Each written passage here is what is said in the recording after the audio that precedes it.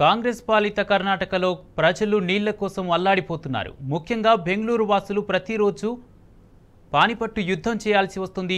బెంగళూరులో రోజుకు 2600 నుంచి 2800 ఎంఎల్టీ నీటి అవసరం ఉంటే ఇప్పుడు 1300 ఎంఎల్టీ నీరు మాత్రమే సరఫరా అవుతుంది. అంటే అవసరమైన నీటిలో సగం కూడా సరఫరా జరగడం లేదు. దీంతో ప్రజలు అవస్థలు పడుతున్నారు.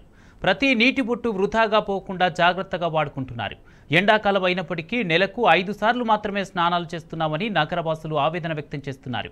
ఇక గిన్నెలు తోముకోవడం, బట్టలు ఉతుక్కోవడం వంటి పనుల కోసం నీటిని ఆచితూచి వినియోగిస్తున్నారు. కొందరైతే ఇంట్లో వంట కోసం నీరు సరిపోదనే ఉద్దేశంతో ఆన్లైన్లో ఫుడ్ ఆర్డర్ పెట్టుకుంటున్నారు.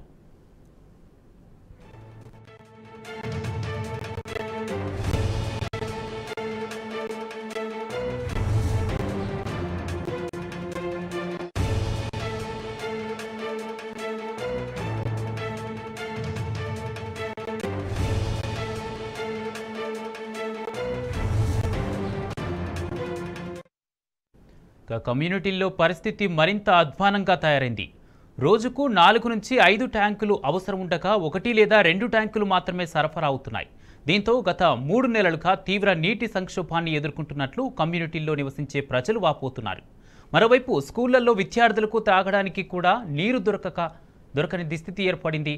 ఇటు నీటి కొరతతో స్కూళ్లు మూసివేశారు. కొన్ని పాఠశాలలు ఇప్పటికే ఆన్లైన్ తరగతులను నిర్వహిస్తున్నాయి. అటు నగర జలమండలి కూడా సరిపడా నీటిని సరఫరా చేయడం లేదు.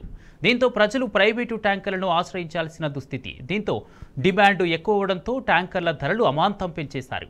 మరోవైపు ఎండాకాలం ఇంకా పూర్తిగా ప్రారంభం కాకముందే పరిస్థితి ఇలా ఉంటే రానున్న రోజుల్లో పరిస్థితి ఇంకా ఎంత స్థాయికి దిగజారుతుందోనని నగరవాసులు తీవ్ర ఆందోళన చెందుతున్నారు.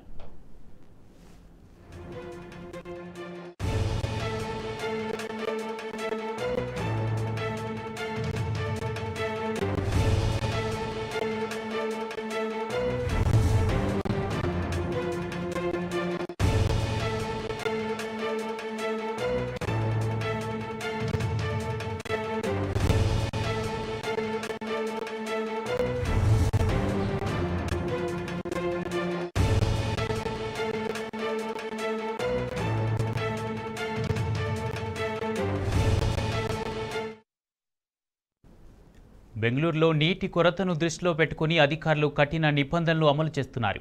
నీటిని వృధా చేసే వారిపై చర్యలు తీసుకుంటున్నారు. తీవ్రమైన సంక్షోభాన్ని దృష్టిలో ఉంచుకుని నీటిని అవసరాల మేరకు వినియోగించాలని ప్రభుత్వం సూచించింది. తాగునీటిని వాహనాలకు తుడిచేందుకు, నిర్మాణం, వినోద కార్యకలాపాల్లో వాడొద్దని, అదేవిధంగా సినిమా హాళ్లు, మాల్స్లో తాగునీటి అవసరాల మినహా నీటిని వినియోగించవద్దని స్పష్టం చేసింది. ఉల్లంఘనకు పాల్పడిన వారికి మొదటిసారి 5,000 జరిమానా, పదే నీటి వృధా చేస్తే ప్రతిసారి 500 చొప్పున ఫైన్ వేస్తామని అధికారులు తెలిపారు.